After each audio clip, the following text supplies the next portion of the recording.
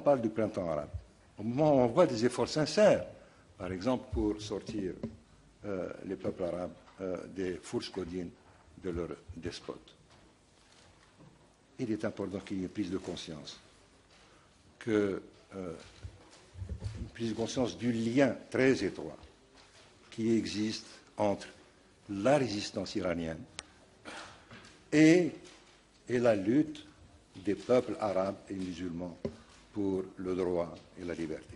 Il y a un lien très étroit, il y a un lien dialectique, et on ne peut pas imaginer qu'on puisse, à quelconque moment, oublier ce lien. Je prends la Syrie. Le régime syrien et le régime iranien sont comme les doigts d'une main. Et vous le savez très bien, Monsieur le Président, vous savez très bien que les régimes dictatoriaux ont pour seul but de se pérenniser, celui de se pérenniser au-dessus de leur peuple, contre la volonté de leur peuple. L'affaire syrienne est une affaire vitale pour le régime iranien. L'affaire syrienne est une affaire vitale pour le régime iranien. On ne peut pas imaginer qu'on puisse aboutir à un résultat en Syrie, mettre par terre le régime de Bachar al-Assad, si on n'agit pas en même temps et parallèlement pour faire tomber le régime iranien. Maître Leclerc a parlé avant moi de la dictature du Shah, et c'est un rapprochement très très opportun. La dictature religieuse et la dictature du Shah et la tragédie du peuple iranien, c'est qu'il n'a fait tomber une démocratie, une dictature, que pour tomber entre les mains d'une dictature encore plus féroce. Je me souviens avoir entendu le Shah d'Iran dans un sommet qui a eu lieu à Alger dire, je l'ai entendu moi-même, dire en 1980, nous étions en 1975, l'Iran sera la quatrième, peut-être même la troisième puissance militaire et industrielle du monde. C'est le propre des dictatures que de chercher à augmenter leur influence en augmentant leur capacité de nuisance. La catastrophe qui s'est passée en Irak, l'aventure de Bush en Irak, s'est traduite par le fait que l'Irak maintenant est entre les mains d'un régime.